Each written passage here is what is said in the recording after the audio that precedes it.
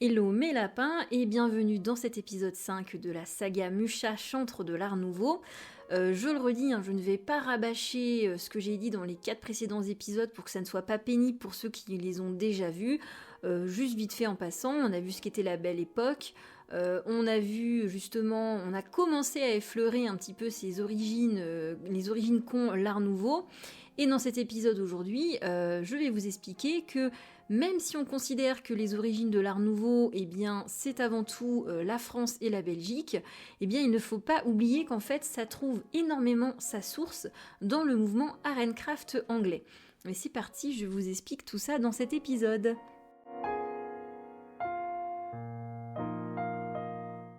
Alors, qu'est-ce que l'Art and Craft ? Eh bien, c'est un mouvement artistique qui signifie art et artisanat, art and craft en anglais donc, et qui est un mouvement que j'affectionne également, sans surprise, qui s'apparente lui aussi à un désir de retour à l'artisanat et surtout à la création de beaux objets utilitaires, donc du décoratif utile avec de l'architecture, du mobilier, des textiles, des objets usuels du quotidien, encore une fois pour ceux qui ont les moyens de se les payer évidemment, de la poterie, du travail, du métal, la poterie, de la céramique, du verre, le tout dans un but ne négligeant pas l'esthétique et le plaisir des yeux. Donc il s'agit avant tout pour l'Art and Craft de relancer l'artisanat d'art en renouant avec l'esprit du retour à la nature et à la simplicité.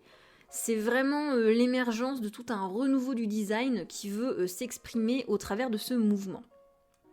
D'ailleurs, je pense qu'il se peut totalement que vous connaissiez déjà un peu des œuvres de ce mouvement, notamment parmi le travail de William Morris, qui est une figure phare de l'Art and Craft, et maître, entre autres choses, du papier peint. Si vous êtes cinéphile et ou fan de séries, d'ailleurs, vous en avez déjà vu un peu partout dans les décors de films d'époque ou d'horreur qui se passent dans de vieilles maisons du 19e siècle. Je vous promets que si vous commencez à y porter attention, vous en verrez un petit peu partout. D'ailleurs, pour rappel, j'ai une micro-vidéo à ce sujet sur le thème de William Morris que j'avais posté il y a très longtemps, qui peut-être nécessiterait que j'en refasse une bien plus complète, un peu plus comme ce que je fais maintenant. C'est dans ma to-do list, mais ma to-do list est très très longue, donc voilà. Notez aussi que même si la recherche d'une perfection esthétique est d'une importance capitale dans ce mouvement Art and Craft, eh bien il ne faut pas oublier que cette recherche, elle est couplée et indissociable de celle de la fonctionnalité des objets créés, qui est aussi une des préoccupations des artistes et artisans qui suivent ce mouvement, et ça c'est une caractéristique commune avec l'Art Nouveau, que l'Art Nouveau reprendra d'ailleurs, puisque le précurseur c'est l'Art and Craft et pas l'Art Nouveau. Alors mes lapins, l'Art and Craft et l'Art Nouveau, ce sont deux mouvements artistiques et décoratifs qui ont régné à peu près à la même époque, en tout cas qui se sont chevauchés sur une période, bien que l'Art and Craft, il a tout de même débuté plus d'une bonne vingtaine d'années avant son petit frère l'Art Nouveau. Leurs caractéristiques, elles se ressemblent souvent, et du coup il est facile de se tromper et d'avoir du mal parfois à les différencier. Alors en effet, non seulement ces deux mouvements artistiques et philosophiques ont comme point de départ et comme point commun ce rejet de l'industrialisation et de ses dérives, donc la production de masse, mais en plus la production de masse de choses de mauvaise qualité ayant des défauts, mais en plus, ces deux mouvements, ils possèdent aussi souvent en commun un certain sens de l'esthétique. Et par exemple, ils sont tous deux très friands de lignes souples, de cadres arrondis, de jeux de courbes, de motifs floraux foisonnants, mais ils aiment également aussi utiliser les mêmes matériaux tels que le bois, le verre ou encore le métal. De plus, comme nombre des pionniers du mouvement Art and Craft, comme William Morris ou Charles Voysey, ou Voysey, je ne sais pas comment ça se prononce, eh bien ils étaient tous les deux également des acteurs clés de l'Art Nouveau. Du coup, ça devient un petit peu compliqué parfois de trouver l'équilibre et de voir la barrière entre les deux et qui est plus sur quoi en fait. Difficile donc d'un premier abord de bien réussir à différencier ces deux mouvements, même pour un amateur éclairé, et on se perd très facilement entre les frontières, ça arrive vraiment très très très vite. Même moi ça peut... voilà, je suis pas érudite à ce point-là. Donc Autre similarité pour ces deux mouvements, eh bien les deux défendent le fait que l'art n'a pas vocation à être simplement admiré en quelques rares occasions. Non, l'art en fait doit se retrouver partout, même dans les objets fonctionnels du quotidien. Et on note aussi tout de même que d'un point de vue purement esthétique, eh bien l'art nouveau, il n'hésite quand même pas à être un petit peu plus intense, dirons-nous, que l'art and craft. Et bien justement, quelles sont ces divergences entre l'art and craft et l'art nouveau ? Eh bien, je dirais qu'il faut noter que la principale et plus importante différence, elle est plutôt subtile puisqu'elle est d'ordre philosophique, d'où le fait que les esthétiques restent quand même extrêmement proches, puisque ce sont plutôt des idées derrière qui changent.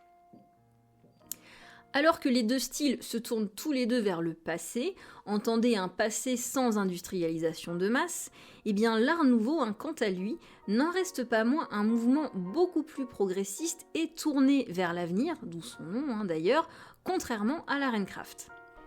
En effet, l'art nouveau n'a pas le même souhait que son grand frère l'art and craft, c'est-à-dire que l'art nouveau, lui, il ne se positionne pas en opposition avec les technologies et ses avancées. Bien au contraire, l'art nouveau, il se concentre sur une volonté d'élimination des barrières entre les beaux-arts et le design, alors que l'art and craft reste quand même beaucoup plus figé dans le côté pure réaction à la production de masse, et il la refuse totalement. L'art nouveau, lui, s'accordera un peu plus de liberté quant à cette question.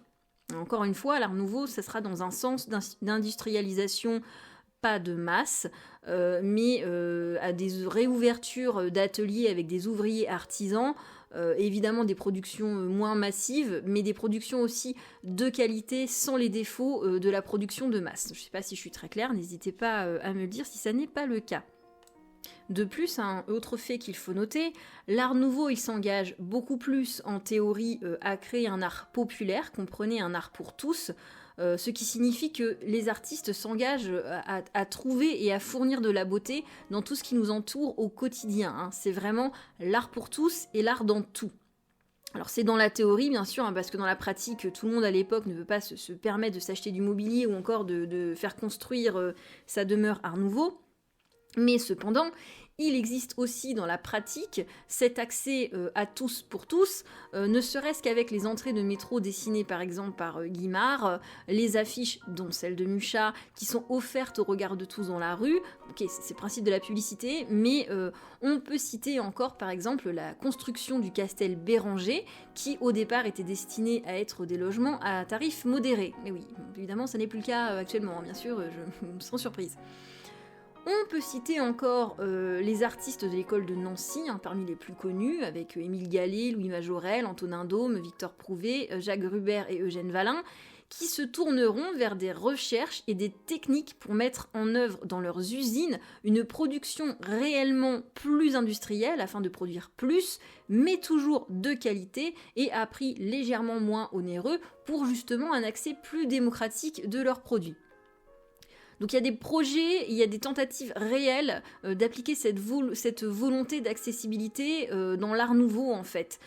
Contrairement à l'art and craft, qui même s'il est dans une volonté qu'il y ait de l'art partout, dans le sens où chaque objet usuel du quotidien peut et doit être beau, oui, mais il peut et doit être beau si vous avez les moyens de payer en fait. Donc c'est quand même, il y a quand même une différence un petit peu de ce point de vue-là. Évidemment, selon chaque artiste, il y a des choses qui changent, mais ça diverge quand même un petit peu à ce moment-là. D'ailleurs, autre point de différence, celui-ci il est plus d'ordre esthétique cette fois-ci, puisque vous noterez que l'art nouveau, il aime reprendre des motifs d'inspiration médiévale du mouvement art and craft, comme par exemple des motifs de vignes, de feuillage, etc., mais les artistes ont plus tendance à les transformer dans des lignes plus abstraites que l'on désigne d'ailleurs parfois comme étant en forme de coup de fouet, qui est l'une des caractéristiques les plus populaires de l'art nouveau.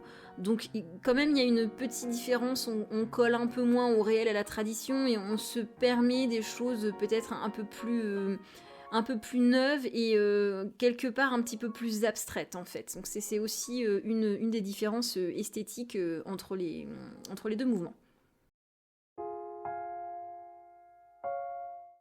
Eh bien, en conclusion, mes lapins, je pense que vous l'avez compris, ces deux mouvements, en fait, ils partagent vraiment des bases communes très solides, et même si leur esthétique et leur idéologie étaient extrêmement proches, vous l'avez bien vu, il ne s'agit pas d'un mouvement unique, et même s'ils semblent fortement pouvoir se fondre l'un dans l'autre et être difficiles parfois à percevoir comme étant de l'Arencraft ou de l'Art Nouveau, il y a quand même des différences idéologiques et philosophiques qui ne sont pas les mêmes.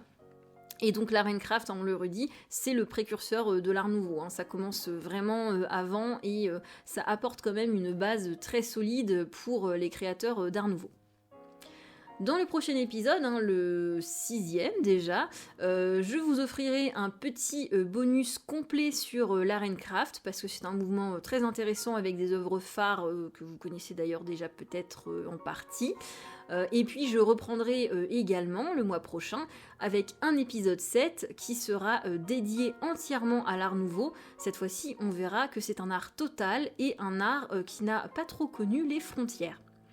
Merci à tous ceux qui likent, qui partagent, qui commentent. J'essaye de toujours répondre aux commentaires. N'hésitez pas, venez papoter avec moi sur mes réseaux sociaux. Et j'ai très très hâte de continuer avec vous cette saga Musha, le chantre de l'Art Nouveau. A très bientôt mes lapins!